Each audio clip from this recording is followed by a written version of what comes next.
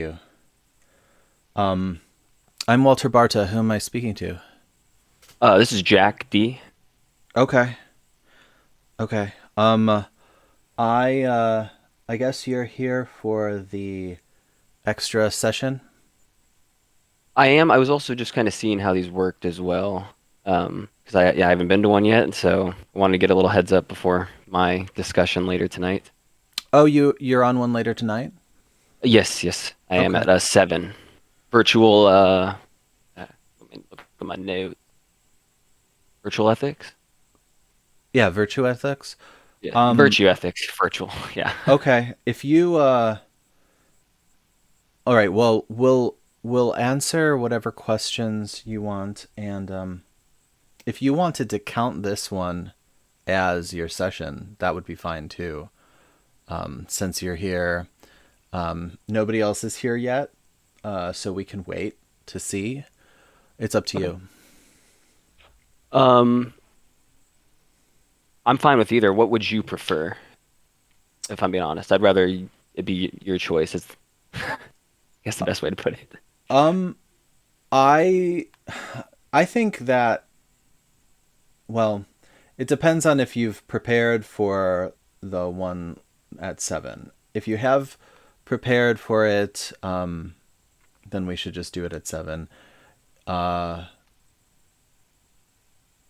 so yeah, it's. I would love to do it now if you want to, just so that I fill the hour with somebody being here. But That it's works. yeah.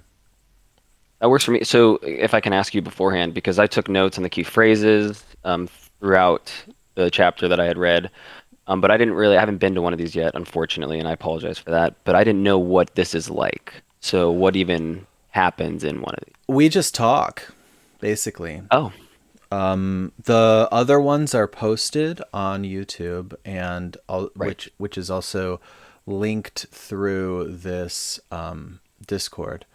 So I guess it's if you wanted to leave now and watch one, you could. But we just talk. I ask you a few questions.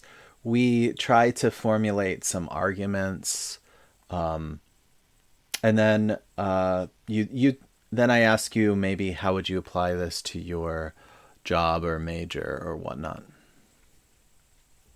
I mean, I'll be honest with you. I feel like I could do that now, without watching it, just based off of because that just sounds.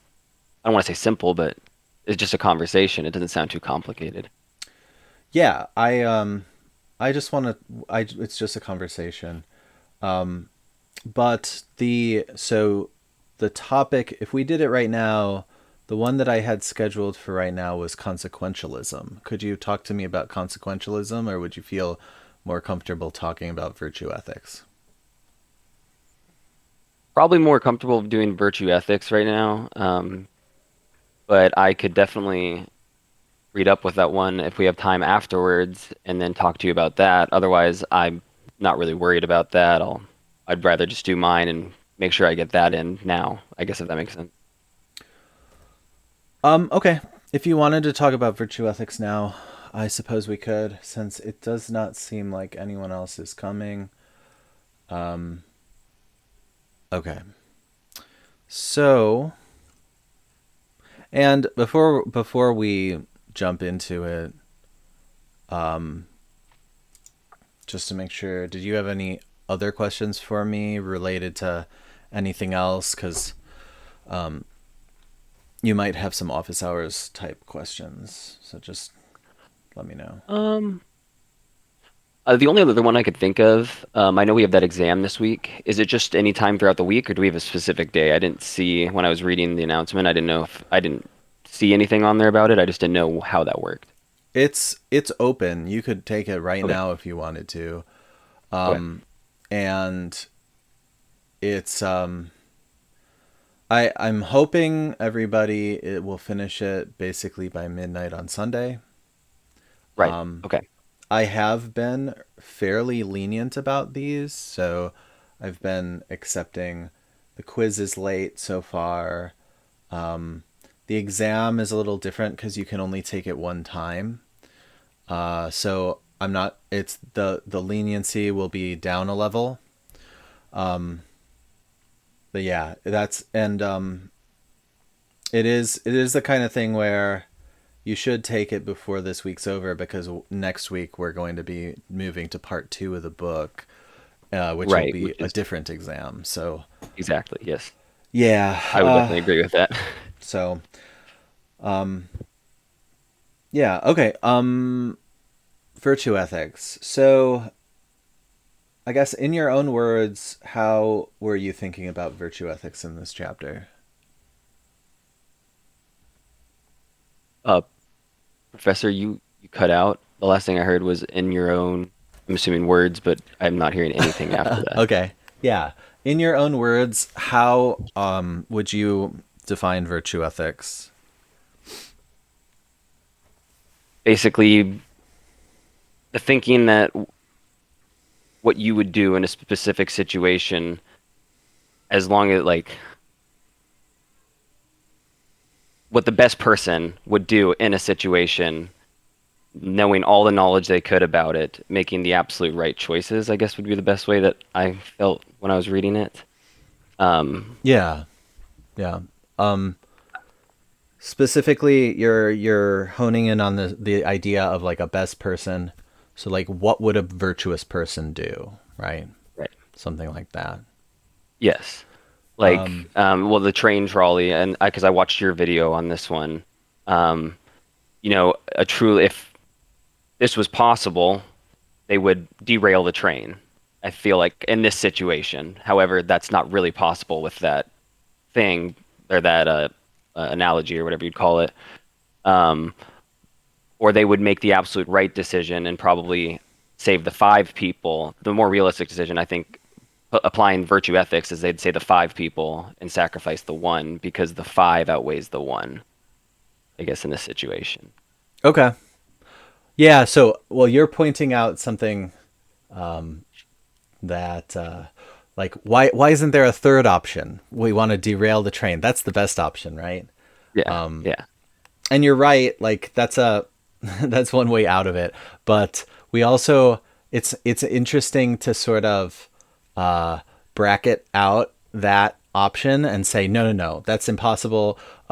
If in this case, let's what if you couldn't have that option? What would you do? And then so you're saying that the five outweigh the one. So in what sense? So in virtue ethics speak, where we're talking about which option is more virtuous than the other, why is five more virtuous thing to save than the one? Why would that be? I would like to add a caveat to the beginning of this so we could touch back on it. I think it definitely depends on who the people are, like women and children obviously being prioritized. So if it was five men on the side, um, I think you'd still save the one, just to throw that out there. However, Sure. I think it's five lives compared to one life. So although there are exceptions, that is five families, five grandparents, five mothers, five fathers, instead of just one. And so I kind of look at it that way. I don't necessarily not the people themselves, but everyone who would be affected because of that action. Yeah. Okay. So that sounds like the consequentialist the consequentialist's answer actually, because you're saying who's affected, and you're looking at the outcome five versus one, which outcome is worse. So I think that's a very plausible answer, right? I think the consequentialist would immediately answer that. So my follow up question would be, so okay, that's what how the consequentialist would answer. How then would the virtue theorist answer? Would it be the same reasoning, you think, or would it be a different reasoning? Any thoughts? That's a hard one, honestly.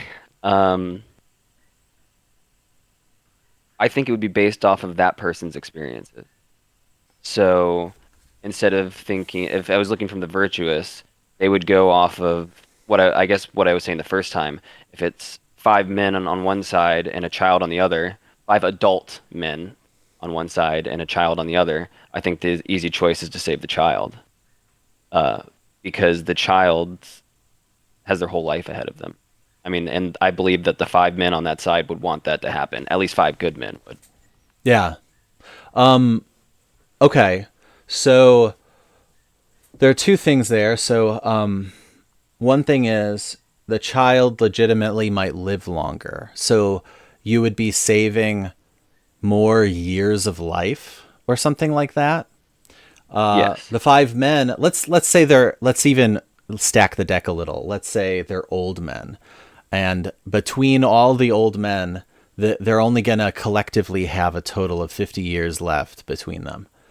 Whereas maybe the child just themselves will live 50 years or 60, let's say. So then the child actually is the better option because they live longer than the old men. So that's plausible, right? Ironically, though, that's also a consequentialist consideration. But you did say something else, which was that the good, if they were good men. So now we're considering, well, what's the virtue of these men that we are saving? Are they good? Are they bad? And I guess you're thinking that that is an important consideration too. Yes. I think Okay. that plays into it. Although I feel like in this situation, both good and bad people would be subjected to the same punishment. Because if it was five bad people on one side, then why wouldn't you save the child? But if it was five good people on that side, then you're definitely going to save the child. It kind of seems like I don't know, maybe a zero-sum game with that logic. I don't Okay, know if that makes so sense though. I no, yeah, I see. I think I see what you're saying. You're saying you would probably save the child either way, even if the men were good. Like two scenarios. One scenario is you have to kill five bad men. Another scenario is you have to kill five good men. You're saying you'd probably still save the child. So whether they're good or bad wasn't really changing your answer. You're sort of indifferent to that as a consideration. Yes, but only specifically in that situation, just because, I mean, I just think the I would have a much harder time saying to sacrifice five women over a child. Although I would still objectively think that was the right choice, most likely with the same parameters of age. But it Okay. would be a much harder choice for me to do that. Okay. As for the good and bad, well, there's only one thing I would say about that is for bad people, you choose to kill them. But I feel like I would change the wording for the good people. It would be a sacrifice rather than, I mean, they're still dying and you're still killing them. But I don't know. I would call it a sacrifice. Okay. So they maybe get a ceremony in their honor or something later. Yeah. Okay. Uh, do you want to just talk about consequentialism then? Because we're mostly talking Yeah. about consequentialism. Yeah, we can definitely do consequentialism. Okay, let's just formally switch over to consequentialism then because we might as well. It's fine. We haven't Nobody's done consequentialism yet, so I was sort of hoping somebody would. And if that since you seem to have consequentialist tendencies, we might as well try. So it seems like so I could ask you a question like do you think that there's any downside, like what's the main downside, do you think, to thinking about these types of trolley problems in terms of consequences? What do you think, is there anything that strikes you as a case where you would feel that it broke your rule, where you didn't want to pull that lever to save the five? Anything like that? Basically, disadvantages of the theory. I wouldn't pull the lever to save the five. I guess the only reason I wouldn't pull the lever and save the five would be is, and this isn't all prisoners, but if they were prisoners of like a heinous crime, specifically like aggravated sexual assaults, murders, things like that. If that's answering the question, I would Okay. not save the five in that case. Okay.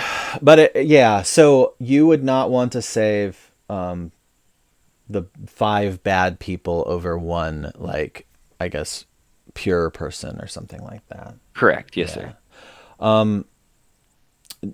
Is the why wouldn't you want to save those five bad people? What would cause you to hesitate to do that? Well, I personally believe you're judged by your actions. You can say, this is a little bit off topic, but you can say you're a good person all day long, but if you do bad people things, you're not a good person. And so someone that is in jail for those crimes, I don't believe anybody really forfeits their life. However, in this specific situation, I believe that their life has been forfeited by their own action. So that's specifically why I wouldn't save them. I believe they made their bed, now they have to lay in it, I guess is the best way to put it. Okay. Would you call that something like a sense of justice or something? I would hate to, or I don't want to say hate. I would try to refrain, me personally, from calling that justice because then I'm the one executing the justice, and I don't think I wasn't doing it to get justice. Those people didn't deserve to die for that. They did Okay. deserve to die because someone more important who hasn't messed up their life was also at risk.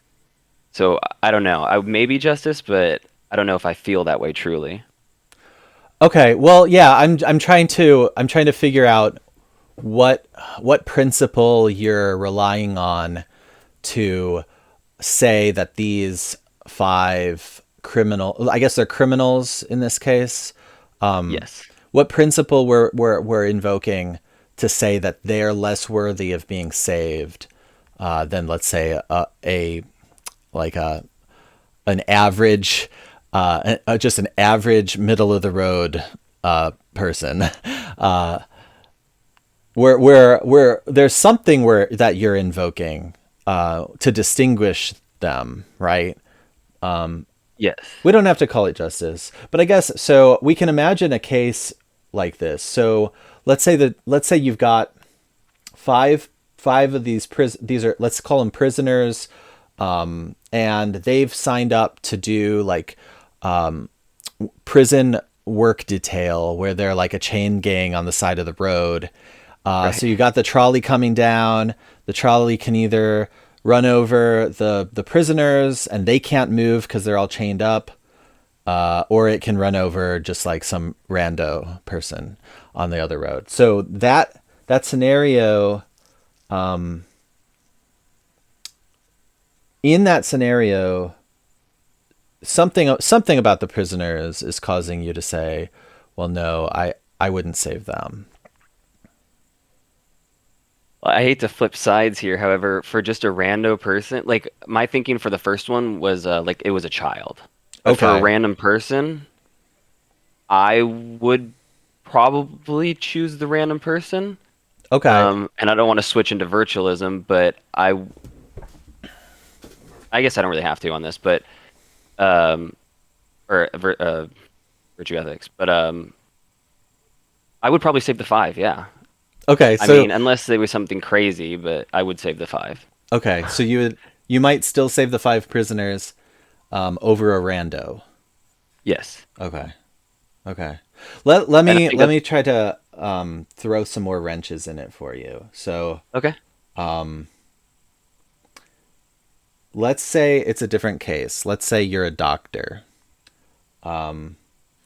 and the case is that a reasonably healthy person walks in, and they have 5 well-functioning organs. And then 5 other patients rush in to this emergency room or whatnot, wherever you are. And each one of them needs an organ transplant on the spot. And you realize that you could kill that healthy-ish person, take their 5 organs and give one to all 5 other people and save all 5. But you'd have to kill this healthy-ish organ donor. So in that case, do you feel that it's the same situation where you think they're justified in saving the 5 over the 1? Or is it different from the trolley case? In my case, it would be different again, and I hate to keep flip-flopping on you. Okay. What But makes it I think different? that person's not sick. The one person isn't sick. And I individually have no right to take their life. Those 5 people are sick. That was out of my control. So if they die, I will do everything I can to help them, but that won't weigh heavy on my soul because we didn't have the organs at the time. We had a person who was healthy, but he was healthy. So I wouldn't kill him. I would say the 5 would have to, unfortunately, die, and the 1 would live. Okay. Okay. And it sounds like the principle the principle that differentiates it for you is something like, well, you mentioned control, that you didn't control it. What is the Uh, what principle do you think makes this different from the trolley?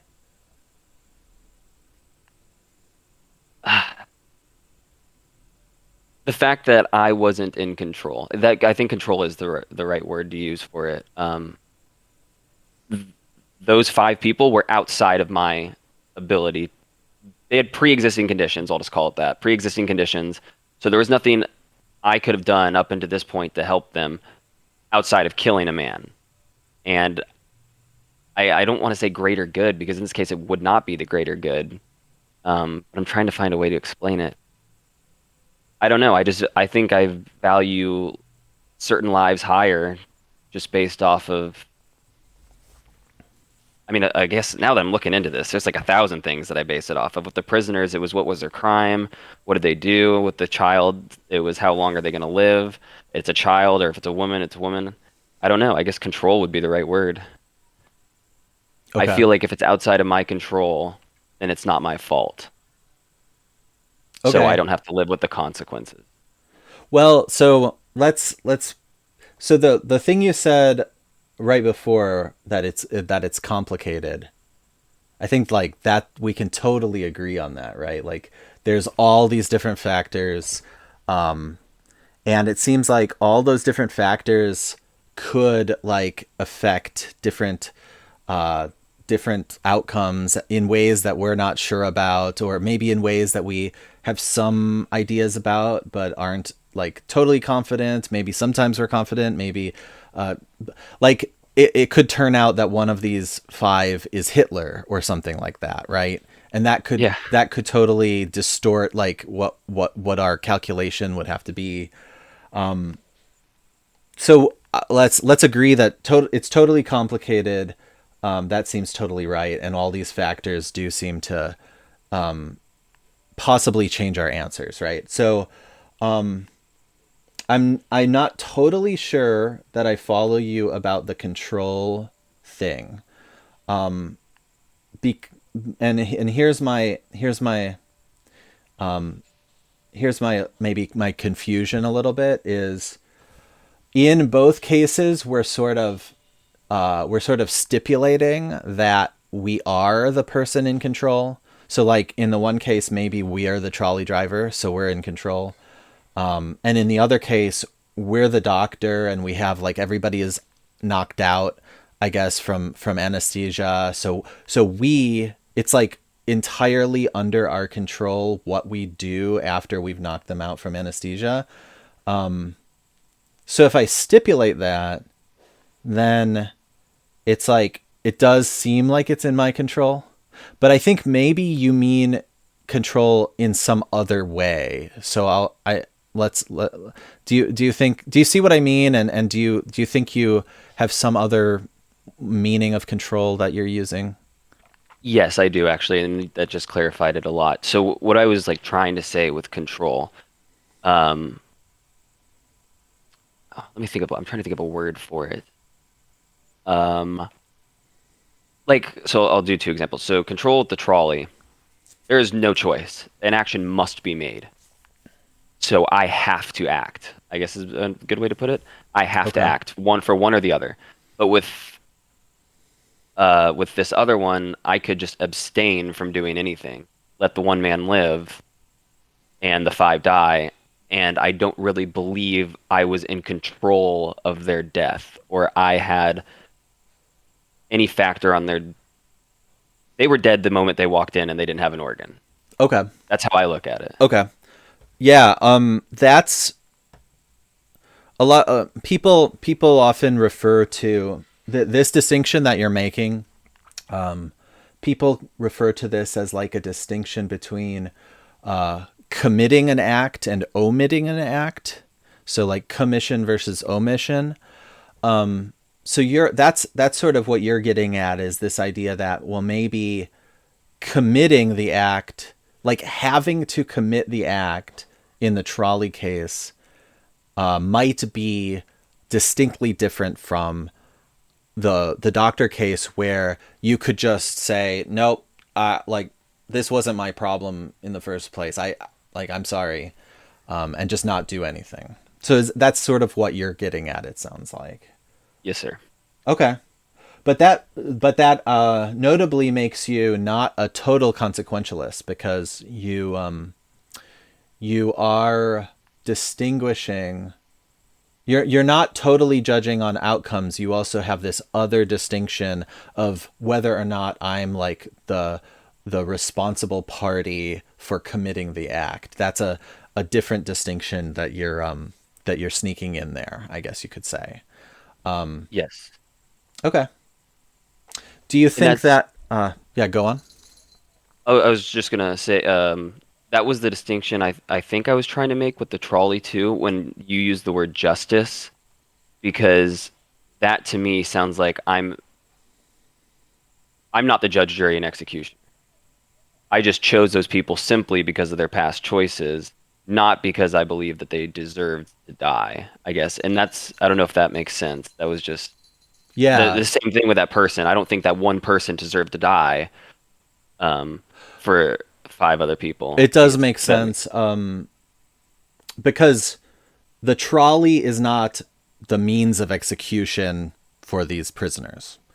The trolley just happens. It's a tragic accident, right. and Yes, you sir. had to sacrifice somebody. So you sacrificed sort of these people who were sort of low on the priorities list or something like that. Yes. Yeah, makes total sense to me. So d- let's talk a little bit about this idea then. So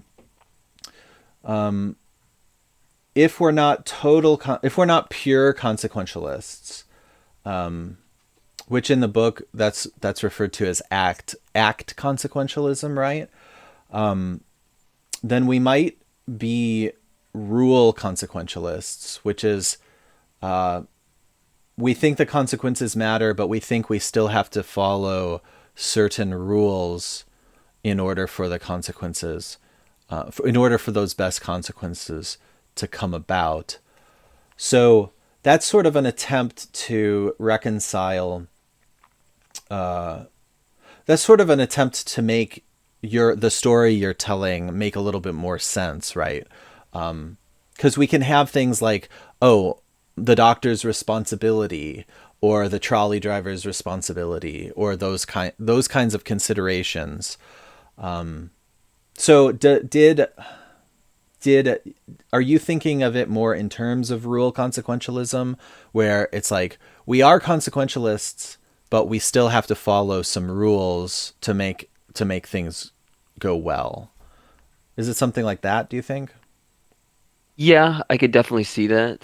Um, I'll just give you some background on me, and this will probably make sense. I was in the military, and so I'm very big on rules. I think there are times to break rules. However, for the most part, out of your life, you should only be doing that maybe 1% to 2% of the time. 98, 99% of the time, you should be adhering to uh, good order and discipline, put it simply.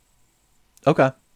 Is that I think I did I even ask for your major or your profession or your prospective profession? I forgot. You might have. I think I put it in the spreadsheet, maybe. Like you're Okay. talking about like what I'm going for, marine biology. It would be what I'm going for. Okay. Okay. Um so do you have a do you have any thoughts on how talking about these kinds of dilemmas about consequences could potentially relate to your major or whatever it is you intend to do with your major? Absolutely, I do. In fact, I am very big. I want to be a game warden. That's my end goal, is be a game warden. I really like being outside. I like the environment, and I think animals should be protected, especially those that are endangered. And so I believe that if you were to put five endangered sea turtles on that trolley line and one person on the other side, absolutely the person without a doubt in my mind. I think the person should, if they're a good person, should accept that that's the reality. Because I do believe a human's life is more important. However, when we talk about our environment, there are no humans if we don't have an environment. There's Okay. nothing. We just die. I mean, a break in the food chain is pretty a significant factor. So I don't know if that answered the question. Sorry, I kind of rambled there for a second. No, that's a good example. So and I don't know if you signed up for the second session for the second half of the course, but we do have a session on animals and we have a session on the environment. So you might consider signing up for one of those if you Yeah, haven't I would like already. that. I don't know if if I have, can I move it? I don't know if I have though. I'm gonna be honest with you. I think I just did one so far for that on the You spreadsheet. I I don't remember. There's too many students for me to remember every single one. Absolutely. No, I So, completely get that. but you're welcome to choose whichever one you feel like most applies to you. Preferably, I don't know. I would rather my students in at least enjoy this a little. Because I know most of you are not philosophy majors. Actually, I don't think any of you are philosophy majors. So it's if it applies to your marine biology or whatever it happens to be, more power to you, basically. Yeah, so it's an interesting example. A lot of people probably would not agree with you. I could imagine that being a controversial one with the turtles versus the person, right? But you're highlighting this idea that these turtles, because like they're the last of their kind or something like that, they might actually have more value, even though they're turtles, than a single human might. Is that Y- sort of getting at it? Yes, exactly. Again, I think human life above all else. However, but break like example I think I used was a break in the food chain. A break in the food chain for one animal can kill another animal, and then that animal's death can kill another, and that animal's death and another, and so it can be a violent chain. And Sure. I don't necessarily think the turtles in this situation would kill us. However, we have to make that assumption always because as soon as we stop making that assumption, in the time that it does matter, someone will say, well, we did it for this or we did it for this, so why can't we do it for this? And then there's no argument to stop it, and then we're in a very precarious situation. Okay. So yeah, that you do sound like a rule consequentialist in the way you're putting that, because you're basically saying, look, we have to follow this rule, even if it's okay to break it sometimes, there may be these times where breaking it would be like ecosystem wide catastrophe. Yeah. So let's not do that because that's sort of like the worst possible thing. So let's just make this rule that we're going to save endangered species because we're not totally sure how integrated the ecosystem really is and how dependent we really are. And yeah, makes sense. Yeah. And so with extinction, it's worth I think it's worth mentioning that if these are really the last five turtles or something like that, then we're not just talking about five turtles versus one person. We're talking about one person versus all future turtles, right? Because Yeah. because you need those five if you're ever going to have any more turtles ever. So so really the scales are really heavily weighted for those turtles if you're doing sort of like an outcomes based approach. Yeah. I would agree with that. Yeah. 100%. I mean, I didn't even think about the perspective of, I was thinking about the perspective of the food chain dying, but you're right on the sense of there's no more turtles. I mean, that would Yeah. be it. It would Yeah. have to a re-evolution from a base life form to ever have turtles again, which is Yeah. essentially an impossible task. Yeah, unless we like do some Jurassic Park kind of shenanigans or something, Yeah. but there's no guarantee that that's possible. So, I feel like the CIA might have dodo birds somewhere. may, where technology is advancing all the time, so I don't know. Maybe. All right, I think we've already been at it for a good amount of time, so I'll let you go. Thank you for coming to this extra session. Really? And you don't have to come at 7 because we're done. So I'll see you at the next one, whichever one you choose, animals or environment or whatnot. I am on the environment 265. Looks like I had already put it in before you'd mentioned it. So Okay. appreciate that, sir. Thank you. All right. See you, Jack, right? Yes, sir. All right. Have a good one, Jack. You as well.